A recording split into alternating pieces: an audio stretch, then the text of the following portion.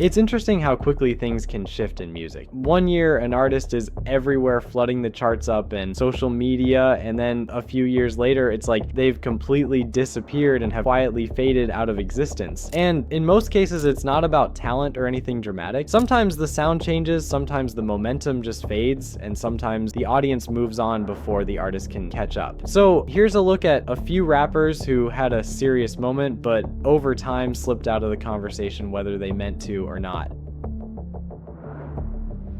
GEazy's one of those guys who for a little while kind of had everything lined up. From around 2015 to 2018, he really felt like he was next in line for that big mainstream spot. He had the slicked back hair, black leather fits, whole bad boy but still polished image. His songs were all over the radio. He was showing up on red carpets, dating celebs, doing magazine covers, all of it. And even if you didn't mess with his music heavy, you definitely knew songs like Me, Myself, and I, or No Limit. He had a run for sure, but the thing is, he never really switched it up. Like, once he found a sound that worked, he kind of just stuck with it, and after a while, it got old. Every new song started to feel like a slightly watered down version of the one before. It wasn't even bad music, it was just, like, safe. You could tell he was playing it close to the formula, and eventually people just stopped caring. The hype didn't crash, it just slowly faded out, and honestly his fall off wasn't obvious or anything. Like, he didn't get canceled or didn't start some wild beef. It was more like one of those slow fades where you don't even notice it happening until someone brings his name up and you're like, damn, I forgot about him. The industry kept moving, new sounds took over, and GEazy kind of stayed frozen in that 2017 zone. He's still around, he's still putting out music, still touring, still doing interviews and all that, but let's be real, most people aren't really keeping tabs on him anymore. He's not in the spotlight like he used to be, and I think he knows that too, which is probably why he's trying to pivot into more personal music now. But whether it hits or not, that's a whole other story.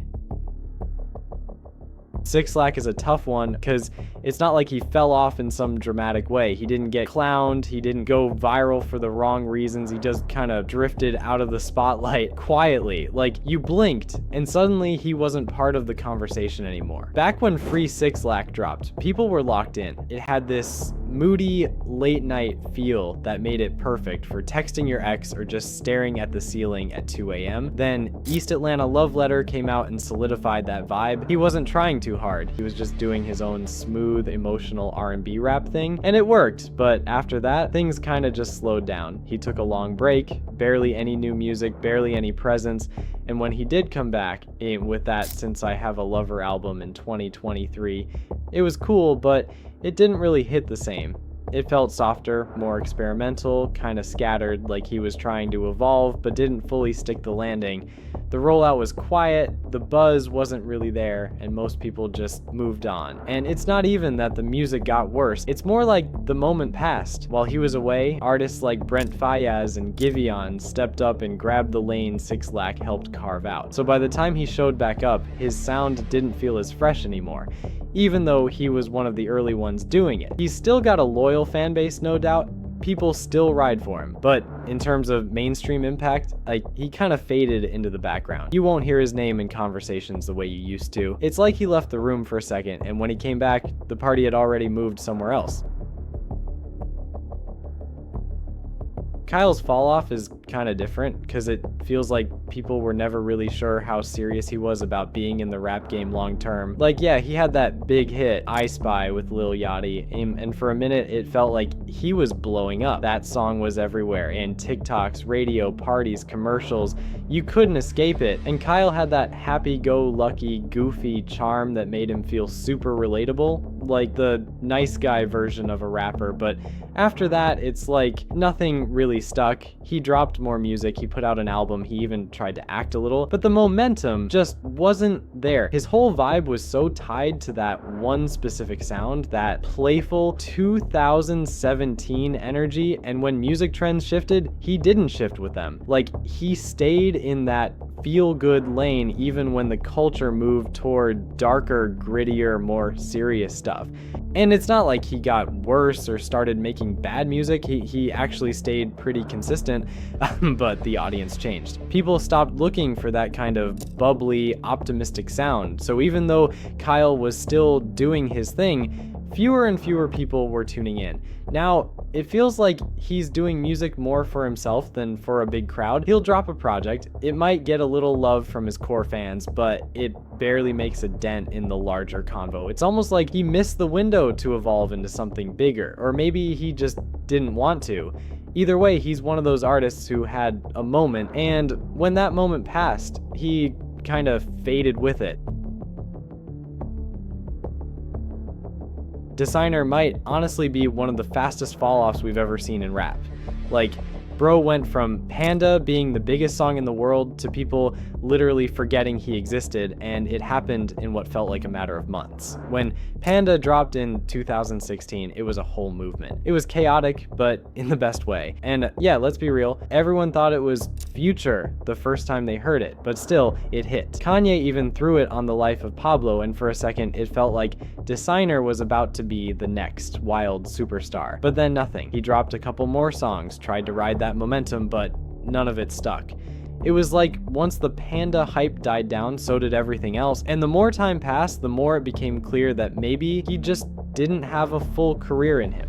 Or maybe he just didn't have the right team around him to figure it out. Over the years, he's popped up here and there, dropped some music, did a few interviews, even went viral a few times for random outbursts or weird IG lives, but musically, nobody really cared. And then recently, it got even worse. In 2023, he literally got arrested for exposing himself on a flight. He claimed it was because of mental health issues, and he did check into a facility after that, so it wasn't just clout chasing, but still, that moment kind of sealed the deal for a lot of people. It sucks because you can tell he wants to be taken seriously, but most people see him as that one-hit wonder who just couldn't hold it together. And honestly, that might be all he ever is in the eyes of the mainstream.